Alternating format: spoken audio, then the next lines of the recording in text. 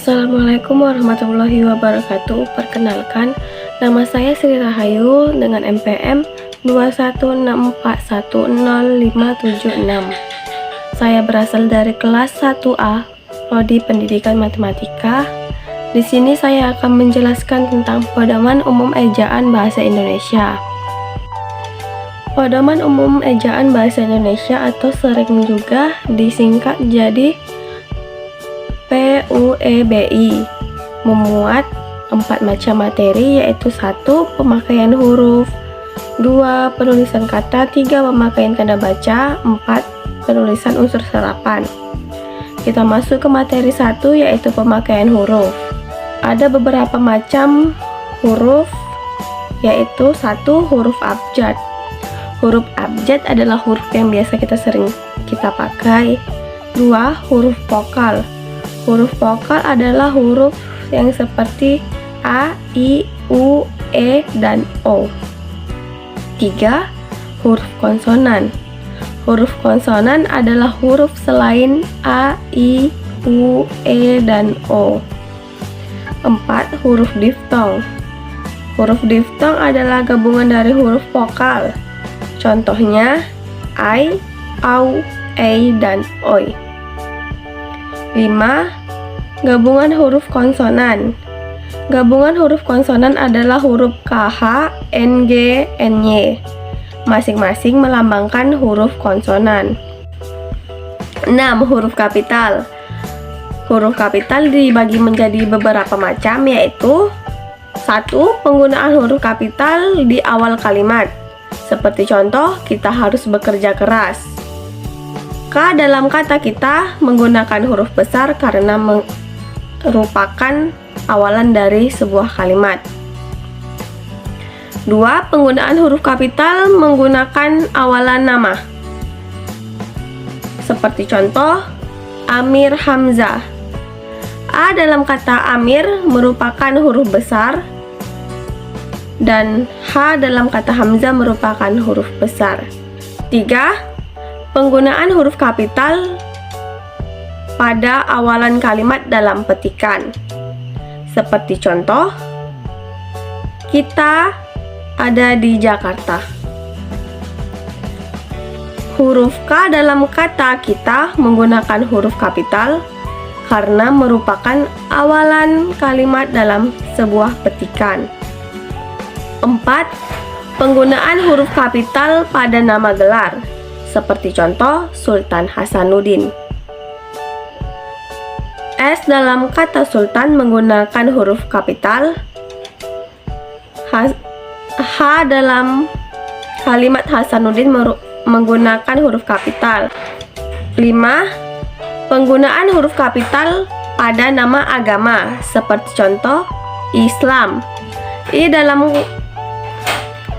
kata Islam menggunakan huruf kapital. Selanjutnya, ke-6. Penggunaan huruf kapital pada pengganti nama orang. Seperti contoh, Presiden Jokowi. Kata P dalam kata presiden menggunakan huruf kapital karena merupakan awalan kata. Dan J dalam kata Jokowi menggunakan huruf kapital karena merupakan nama seseorang.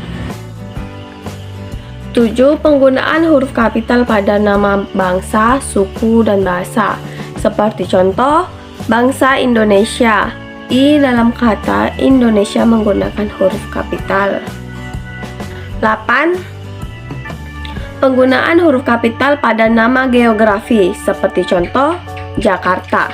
J dalam kata Jakarta merupakan huruf kapital. 9. Penggunaan huruf kapital pada nama negara dan lembaga, seperti contoh, Perserikatan Bangsa-Bangsa. P dalam kata perserikatan menggunakan huruf kapital, dan B dalam kata bangsa menggunakan huruf kapital.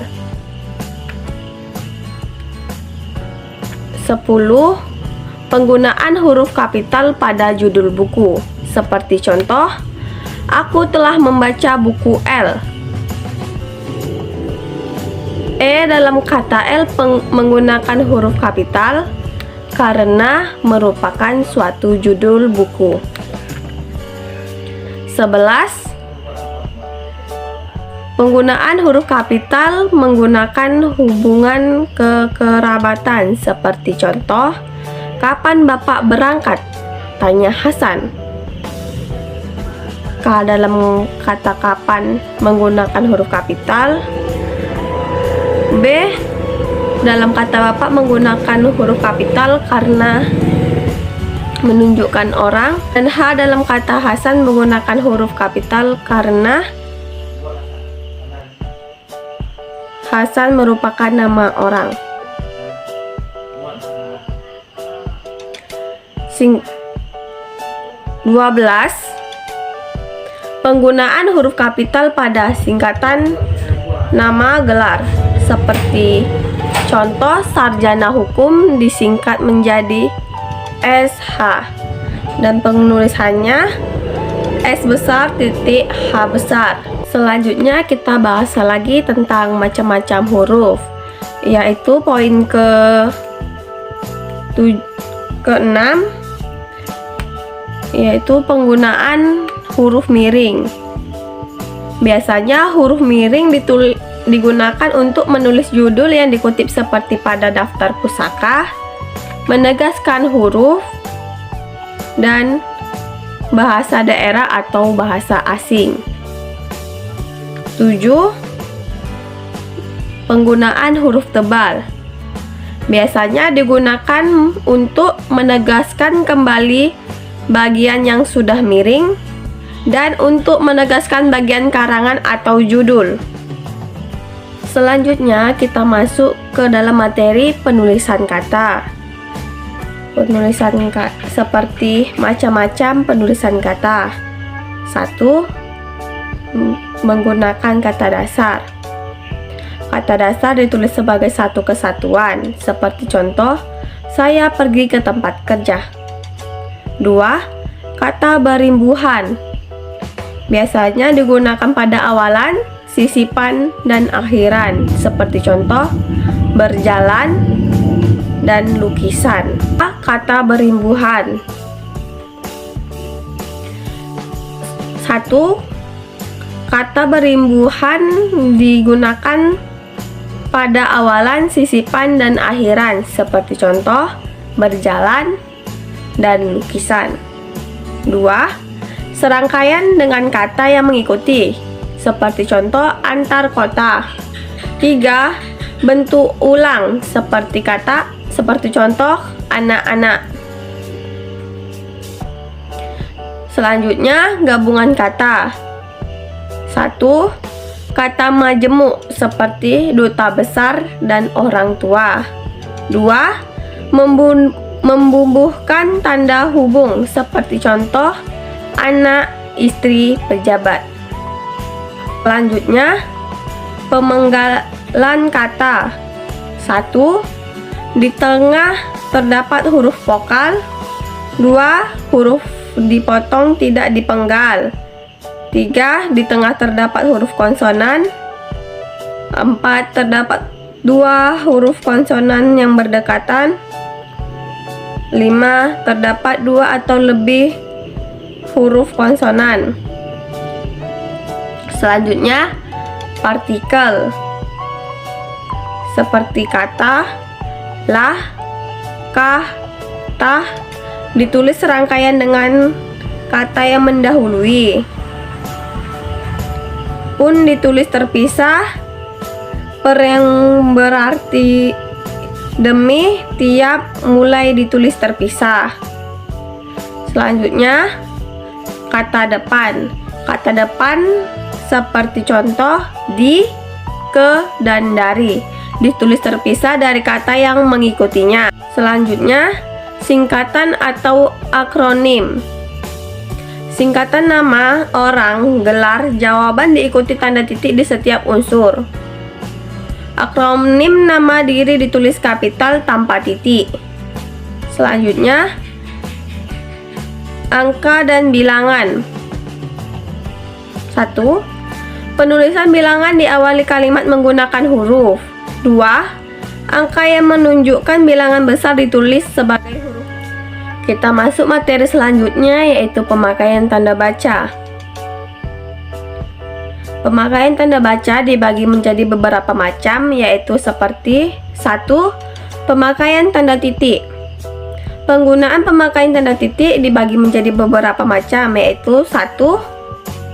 Akhiran kalimat pernyataan. 2. Belakangan angka atau huruf. 3. Memisahkan jam, menit, dan detik. 4. Di antara nama penulis, tahun, dan judul tulisan pada daftar pusaka. 2. Penggunaan tanda koma. Penggunaan tanda koma dibagi menjadi beberapa macam, yaitu 1. Unsur dalam perincian. 2. Sebelum kata penghubung. 3. Memisah anak kalimat. 3. Penggunaan titik koma biasanya digunakan untuk 1. Unsur dalam perincian merupakan klausa. 2. Memisahkan kalimat yang sudah digunakan koma. 4. Penggunaan titik 2 biasanya digunakan pada akhir pernyataan yang diikuti perincian dan dipakai dalam naskah drama. 5. Penggunaan tanda petik biasanya digunakan untuk mengapit judul suatu buku atau sajak, dan petikan langsung yang berasal dari pembicara atau naskah. 6. Tanda petik tunggal biasanya digunakan untuk mengapit petikan yang terdapat dalam petikan lain, atau bisa juga digunakan untuk mengapit makna, terjemah, atau penjelas kata atau ungkapan. 7. Penggunaan tanda kurung biasanya digunakan untuk mengapit tambahan keterangan atau penjelasan, mengapit kejelasan atau penjelasan yang bukan merupakan kalimat utama, atau bisa juga untuk mengapit huruf atau kata yang keberadaannya di dalam teks dapat dimunculkan atau dihilangkan. 8. Penggunaan tanda kurung siku biasanya digunakan untuk mengapit huruf, kata, atau kelompok kata sebagai koreksi atau tambahan atas kesalahan atau kekurangan yang ada di dalam naskah asli yang ditulis oleh orang lain. Bisa juga digunakan untuk mengapit keterangan dalam kalimat penjelas.